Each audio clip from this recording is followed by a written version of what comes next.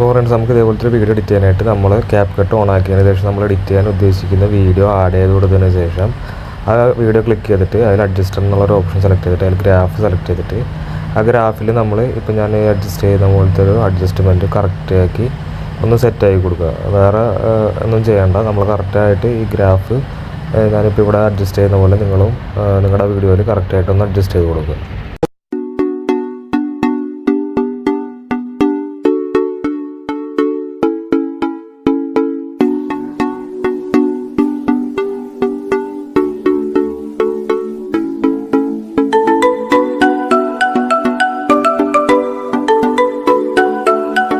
Okay, അത്രയും ചെയ്തതിന് ശേഷം നിങ്ങൾ ആ വീഡിയോ നമ്മുടെ ഫോണിലോട്ടൊന്ന് എക്സ്പോർട്ട് ചെയ്തെടുക്കുക.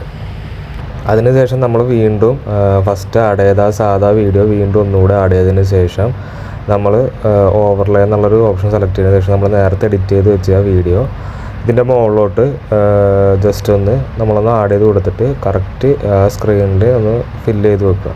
നമ്മൾ നേരത്തെ എഡിറ്റ് ചെയ്ത് വെച്ച എഫക്റ്റ് എഡിറ്റ് ചെയ്ത് വെച്ച വീഡിയോ ആഡ് ചെയ്തതിന് ശേഷം കറക്റ്റ് ആ സ്ക്രീനിലൊന്ന് ഫില്ല് ചെയ്ത് വെക്കുക. ഇതുപോലെ ഒന്ന് കറക്റ്റ് ചെയ്ത് ഫില്ല് ചെയ്ത് വെച്ചിട്ട് നമ്മൾ എഡിറ്റ് ചെയ്ത് വെച്ച വീഡിയോ ക്ലിക്ക് ചെയ്തതിന് ശേഷം അതിൽ സ്പ്ലൈസ് എന്നുള്ളൊരു ഓപ്ഷൻ ഉണ്ടാവും. അത് ക്ലിക്ക് ചെയ്തിട്ട് ബോൺ എന്നുള്ളൊരു സൈഡിലോട്ട് സ്ക്രോൾ ചെയ്ത് തന്നെ കാണാൻ പറ്റും. ബോൺ എന്നുള്ളൊരു എഫക്റ്റ് കാണാൻ പറ്റും. അത് നമ്മൾ ജസ്റ്റ് ഒന്ന് അതിൻ്റെ വാല്യൂ വന്നിട്ട് ഒരു 24 ആക്കി ഒന്ന് സെറ്റ് ചെയ്ത് കൊടുക്കുക.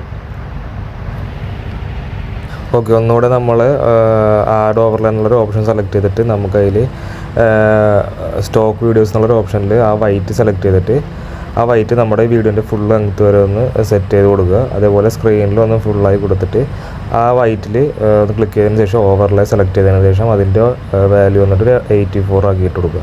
അപ്പോൾ ഇത്രയും ചെയ്ത് കഴിഞ്ഞാൽ തന്നെ നമ്മുടെ വീഡിയോയിൽ എത്ര ക്വാളിറ്റി പറഞ്ഞ വീഡിയോ ആണെങ്കിലും ശരി നമുക്ക് അതൊരു 4K ക്വാളിറ്റിയിലോട്ട് നമുക്ക് കൊണ്ടുവരാൻ പറ്റും. വേറെ ഒന്നും ചെയ്യേണ്ട, ഇത്രയും ചെയ്താൽ മതി. അപ്പോൾ വീഡിയോ ഇഷ്ടമായെങ്കിൽ നമ്മുടെ ചാനൽ സബ്സ്ക്രൈബ് ചെയ്യാനും വീഡിയോ ലൈക്ക് ചെയ്യാനും ഷെയർ ചെയ്യാനും മറക്കണ്ട.